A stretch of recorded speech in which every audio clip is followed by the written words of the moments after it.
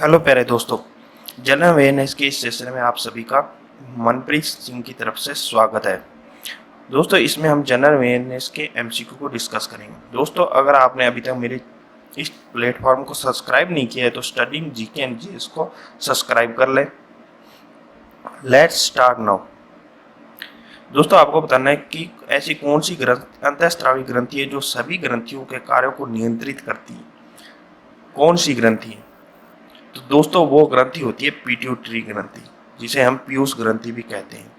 दोस्तों, हमारे शरीर में दो तरह की ग्रंथियां पाई जाती है। एक होती है अंतःस्रावी ग्रंथि और एक होती है बाह्यस्रावी ग्रंथि।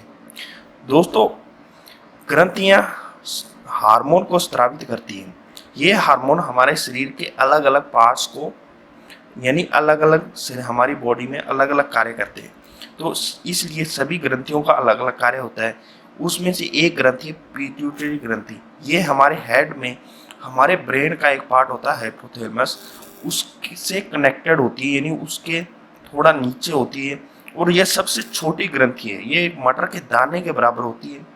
दोस्तों, ये ग्रंथि सभी ग्रंथियों को उत्तेजित करती है, उन्हें हार्मोन स्रावित करने के लिए उत्तेजित करती है और उनके हार्मोन्स को नियंत्रित करती है। इसलिए इस ग्रंथि को दोस्तों मास्टर ग्रंथि कहते हैं और इसे आजकल हम इस हमारी बॉडी की ऑर्केस्ट्रा भी कहते हैं। तो आई होप कि आपको ये समझ में आ गए होंगे पॉइंट। नेक्स्ट क्वेश्चन है दोस्तों, आपको बताना है कि कौन सा राजशाही राज्यों में से एक नहीं है जो 7वीं और 6ठी सदी के शुरू में ईसा पूर्व भारत में मौजूद था। यानी 7वीं और 6ठी शताब्दी ईसा पूर्व जो भारत में मौजूद था, ऐसा कौन सा राजशाही शासन नहीं, राजशाही नहीं है? मगध, वैशाली और अवंती कौशल। दोस्तों, ये है वैशाली। दोस्तों, ये चारों महाजनपद हैं। तो उस समय भारत में 16 महाजनपद थे। तो उनमें से जो वैशाली जनपद है वो 7वीं और 6ठी शताब्दी के बाद का है। इनके बारे में थोड़ा जान लेते हैं हम। मगध 16 महाजनपदों में सबसे एक और सबसे प्राचीन है और इसका काल था 684 बीसी से 320 बीसी। इसकी राजधानी थी गिरिब्रज, ब्रज, राजगिर, या इसको राजगृह भी कहते हैं।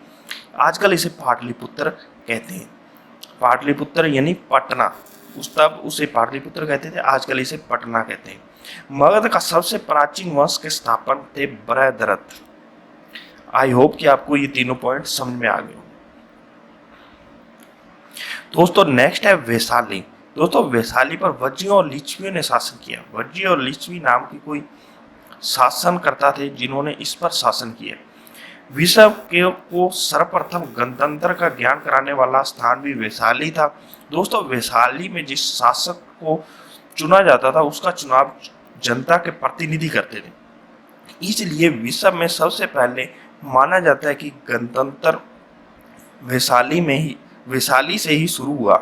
दोस्तों, भगवान बुद्ध ने वैशाली के समीप कोलुआ में अपना अंतिम संबोधन दिया था। इसकी याद में मौर्य सम्राट अशोक ने 3री शताब्दी ईसा पूर्व सिंह स्तंभ का निर्माण करवाया था। दोस्तों, वैशाली में बौद्ध परिषद का आयोजन दूसरी बौद्ध परिषद का आयोजन हुआ। दोस्तों, ये याद रखना, दूसरी बौद्ध परिषद का आयोजन कहाँ हुआ था? वैशाली में। भगवान महावीर का जन्म भी दोस्तों वैशाली में हुआ। जैन धर्म के 24वें तीर्थंकर भगवान महावीर का जन्म भी वैशाली में हुआ था। दोस्तों, ये point as it is exam में पूछे जाते हैं, इसलिए इनको याद रखना।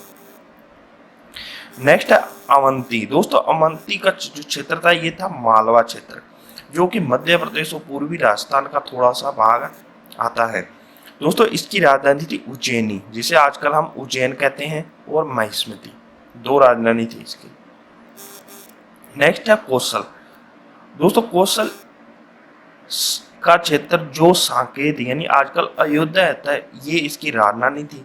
यानी वर्तमान में जो यूपी में, उत्तर प्रदेश में गोरखपुर का क्षेत्र है, वो क्षेत्र इसी के अंतर्गत आता था, इसी के अधीन आता था। इसकी द्वितीय राजधानी थी त्रावस्ती।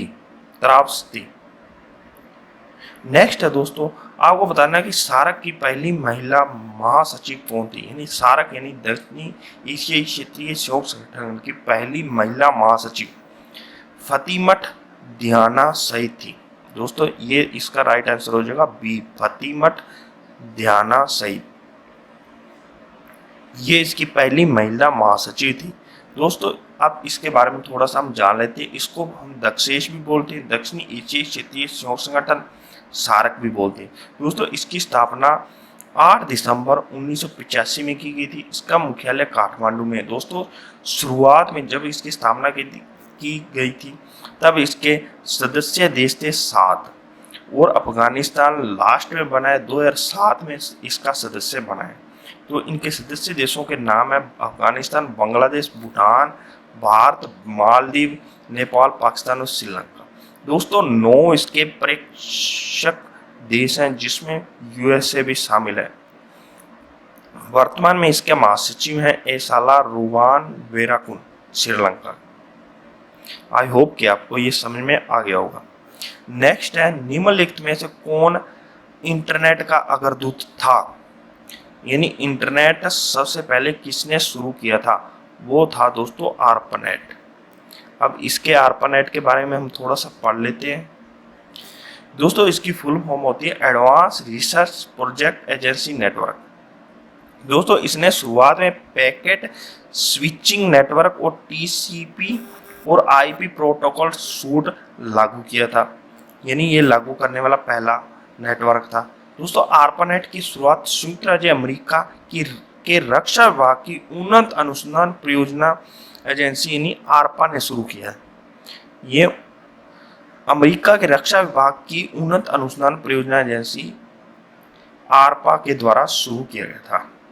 यानी सबसे पहले इंटरनेट यूएसए में शुरू हुआ था। नेक्स्ट है दोस्तों, आपको बताना है कि कौन सा बायोस्फीयर यानी इंडिया का कौन सा बायोस्फीयर सबसे पहला बायोस्फीयर था, बायोस्फीयर रिजर्व था। तो दोस्तों वो था नीलगिरी।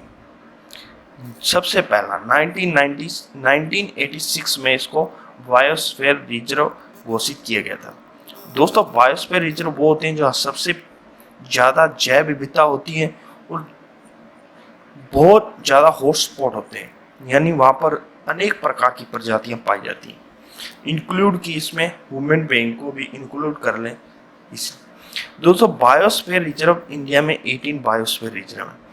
सबसे फर्स्ट याद रखना आपको नीलगिरी तमिलनाडु केरला में, और सबसे बड़ा है कच्छ गुजरात में।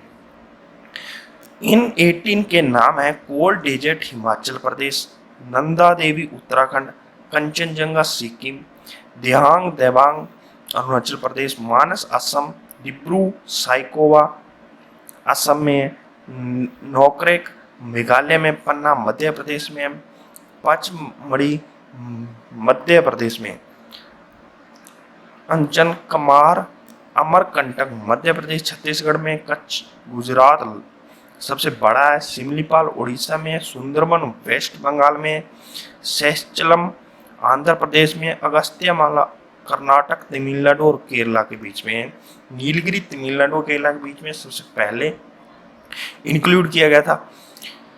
गल्फ ऑफ मन्नार तमिलनाडु में, great Nicobar Andaman and Nicobar island पर है।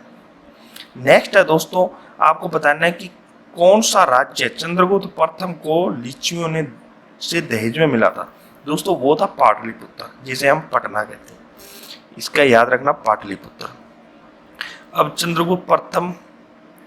चंद्रगुप्त प्रथम का कार्यकाल था दोस्तों 319 से 320 ईस्वी के बीच। चंद्रगुप्त प्रथम गुप्त वंश का तृतीय शासक था और सबसे शक्तिशाली और स्वतंत्र शासक था। दोस्तों चंद्रगुप्त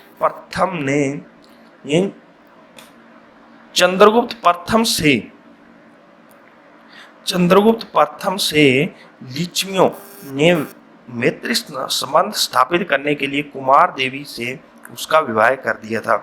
कुमार देवी का विवाह उससे कर दिया था।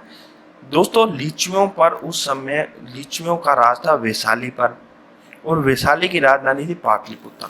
तो इसलिए वैशाली पर चंद्रगुप्त का शासन हो गया और पाटलिपुत्र उसके अधीन हो गया। तो इसलिए पाटलिपुत्र पर चंद्रगुप्त प्रथम का शासन हो गया। नेक्स्ट है, चालुक्य वंश का संस्थापक कौन था? पुलक सेन प्रथम, कीर्तिवर्मन, नरसिम्हवर्मन या मंगलसा? तो दोस्तों चालुक्य वंश का शासक था पुलक सेन प्रथम। दोस्तों चालुक्य वंश का शासन था 543 से 753 ईस्वी। दोस्तों चालुक्य वंश की राजधानी थी बादामी पातिपी और इसके संस्थापक थे पुलकेशी या पुलकसेन प्रथम। नेक्स्ट है, आपको बताना कि कौन सा सार्वजनिक क्षेत्र का उपकरण फरवरी 2013 में महारत्न का दर्जा दिया गया? किस उपकरण को महारत्न का दर्जा दिया गया? दोस्तों वो था BHEL।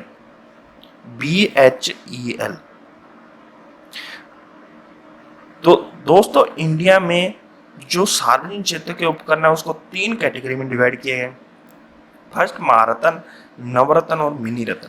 दोस्तों महारत्न में 10 आते हैं, 10 कंपनीज महारत्न कंपनीज हैं, 40 नवरत्न है, 74 मिनी रत्न है। तो अपने को महारत्न के नाम याद रखने हैं, ये अक्सर एग्जाम में पूछे जाते हैं।